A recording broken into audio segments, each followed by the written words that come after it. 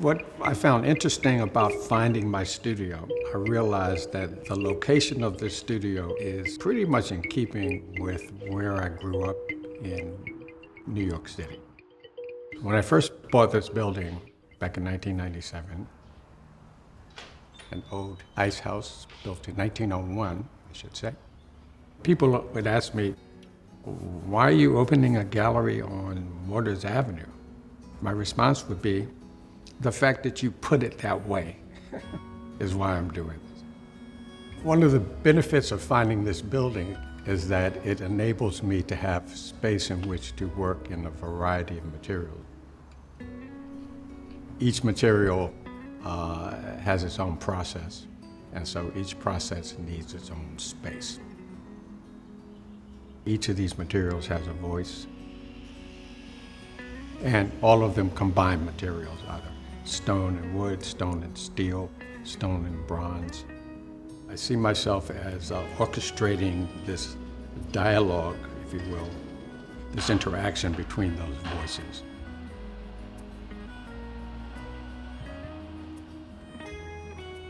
As a developing artist in high school, there was a saying that if you're not part of the solution, you're part of the problem.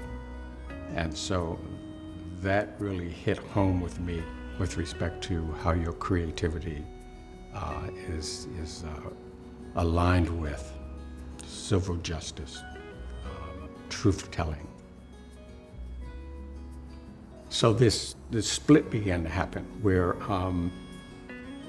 my fundamental soulness as a creator was very much aligned with what is the inherent character, spirit of material, and the process of crafting, which meant that I would want to make a statement about how art serves a community. And so I ended up doing a lot of public art projects dealing with African American stories that had been overlooked, suppressed. This was my way of addressing that. I got this commission here in Savannah, Georgia to create what used to be called the Yamacraw Public Art Park. Children were always there whenever I would come. It dawned on me, they need to be playing in this fountain because that speaks to the future of a community. The objective was to honor and commemorate the African American presence in Savannah, as well as the native Yamacraw. I have African American and Native American ancestry, so I'm honored to, as far as I know, be the only living, particularly African American artist responsible for one of Savannah's 23 squares. I kept complaining about the art community in Savannah. You know, it's too slow, it's too limited. And so friends of mine said, rather than complain about the darkness, why don't you turn on the light? I started Indigo Sky Community Gallery here in my building. This was maybe 15 years ago.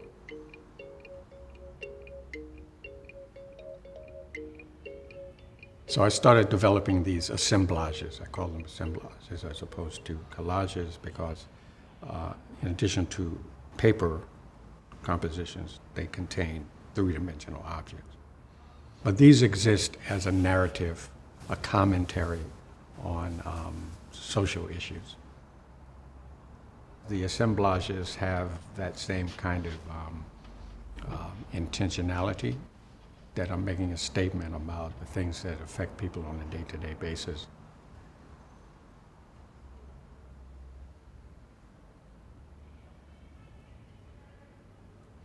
The public art pieces, which are physical, permanent, have a kinship with blank page poetry.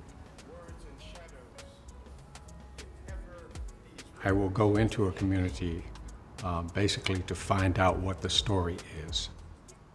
And instead of then rendering that story in stone or bronze, I'm rendering it as a poetic performance. Help is sometimes the difference between a smile and a long sigh. Of communities and the land and the trees that bear witness to them. The title of the piece in front of the in-market arena. The materials are a combination of concrete, bronze, and wood. These stylized trees and these stylized figures, all representing some of the traditional African American neighborhoods that are in close proximity to the arena. It's important, I think, to give voice to those communities so that you can't totally overlook the fact that people lived here.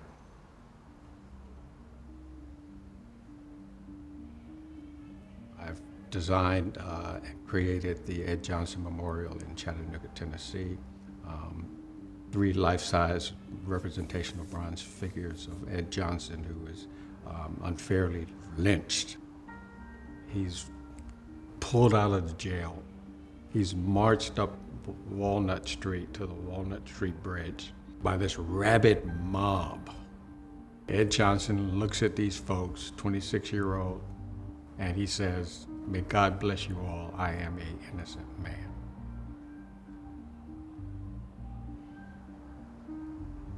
But as an artist, I like to think it's my role to symbolically represent those positive attributes.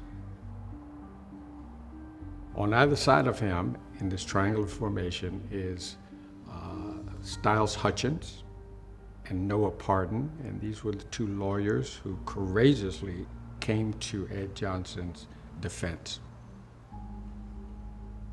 The memorial is 30 feet from where Ed Johnson was lynched. His back is to the point on the bridge, so he's finally able to walk away from that travesty.